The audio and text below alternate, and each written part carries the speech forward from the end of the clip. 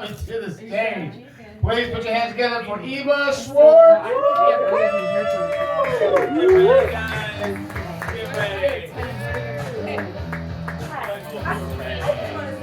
I love, you know what I love about open mic? You can say whatever. Danny Luna. So I first started this. What was I? What did the doctors say? Oh yes, postpartum psychosis bipolar. Yeah. Oh, it's fun. And I opened many of my shows with, I just got out of the mental hospital. People are like, you didn't need to tell people. It's pretty obvious. We also don't think they let you out. It's really hard. No, they did. Oh, that's right. And I did my stand-up, and it was like absolute silence when I finished. Several times. I bombed so bad. And I thought I was memorable. And then I talked to Danny, and I stopped for 5 years. There was this little thing where my husband filed for divorce. He didn't really appreciate it. So I decided to quit my stand-up career because me being a homeless wouldn't be that funny. So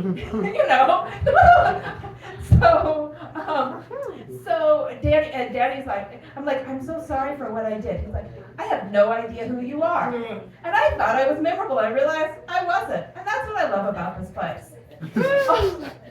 Also, one of the things that happens with me is I've been in Sacramento my whole life. So I have really good friends from high school who got pregnant around the same time as me. And I had this one friend who was perfect. She did everything amazing. She watched it. And she was online, looking for things for the kid. And she's like, on Facebook Marketplace, there is this special ladder so that your kid can watch you cook.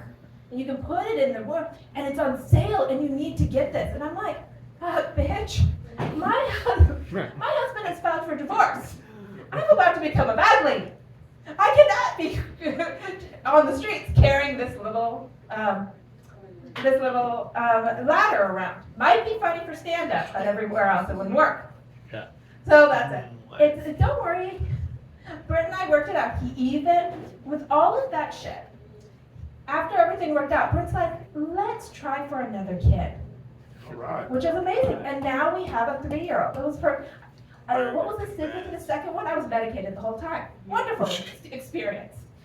But now that we have a 3-year-old, he runs away a lot. He's a runner. He has a lot of energy. He's adorable, but he is a runner. And the thing is, I'm getting baby fever again. I want another child. Oh. And after me going completely insane, Brent was like, maybe we'll have another one. He's like, no, we're done. When I was pregnant, he's like, maybe we could try for another. He's like, no, not with this child. And listening to these two, my 8-year-old and my 3-year-old screamed in the car for 2 hours going crap. No, at first it was drive off a cliff. And they were screaming this, drive off a cliff. And they were yelling this, and I wanted to explain to them, okay, we are in a hurry and we're going to south, we're on I-5, there is no fucking cliff. Not on I-5 south. Now, if you want to go north, we can do that, but that's an extra 2 hours. Now, if you want me to just crash the car, I will do that, motherfuckers, right now. But the thought that was really going through my head is, you know what? Those kids are in their little car seat shit. They're gonna make it. I'm not. So that makes it's really bad. But there is comfort too, because I did, right after my first child ended up in he was born, I went to the mental hospital. And I wasn't threatening kids. I was very happy. I was actually not depressed. I was just talking really fast. So they're like, there's been a personality change. If you're anywhere else, if you're a single man, they'll be like, fuck it, you crazy, you're fine on the streets, because crazy men don't do shit. But they're worried about crazy moms, doing bad stuff to their kids.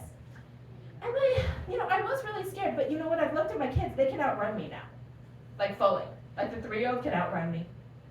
So, yeah, that was a bad joke. But the other thing, it does crack me up that, I talked to someone else who had bipolar, and he's like, oh yeah, if you get diagnosed as just unable to take care of yourself, just show you have a house, and they'll let you go. I'm like, you're a fucking lucky ass bastard. They don't do that. Not when you're talking fast and you just had a new baby. I was like, they're like, you can't. But for men, they're like, you might do something, and it just gets me because it's like, men, they don't kill their kids usually. When they get out of the mental hospital and go shoot, they just shoot everybody at the grocery store. But that's okay. They're a call. I'm hormonal. Family. So I'm just, or the elementary school. My kids are in the elementary.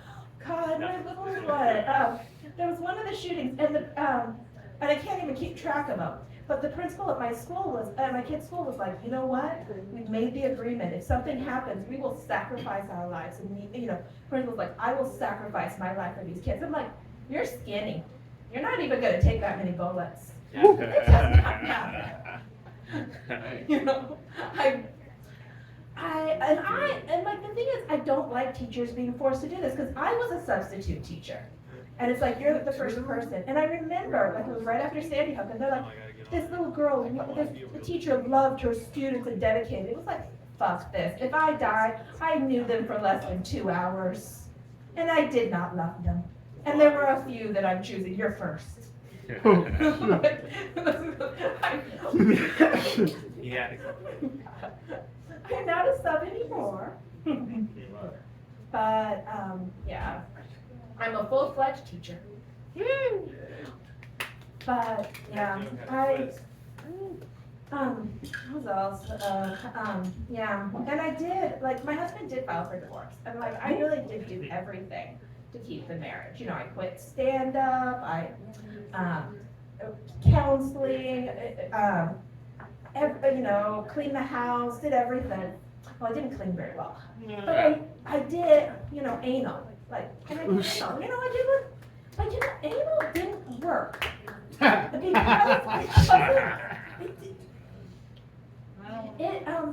you know how hard it is to get a strap-on on? To get the right size? And I was like, ow, that hurt. So, yes. He doesn't like that joke, by the way. He was not happy when I did it in front of him. But, yeah, so, I'm just trying to think of anything else now. And the other thing, though, that really was hard about the stand-up, I mean, at the mental hospital, I never believed they would let me out. Why? And you know why? Because they looked at me and they were like, you don't get along with your mother. You're not letting you out till you get along with your mom. I'm like, oh, like, they said this was crazy. It's like, of course you get. I'm like, there are not enough drugs on this earth to get you to get along with her. And now, later, they're like, yeah, there is a, sorry about that. Thank you.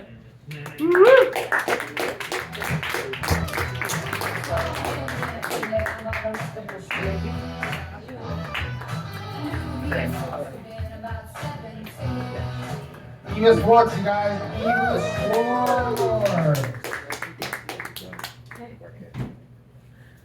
And I found a penny yesterday. I picked that penny up. My son said, Dad, the value of a penny is so low now.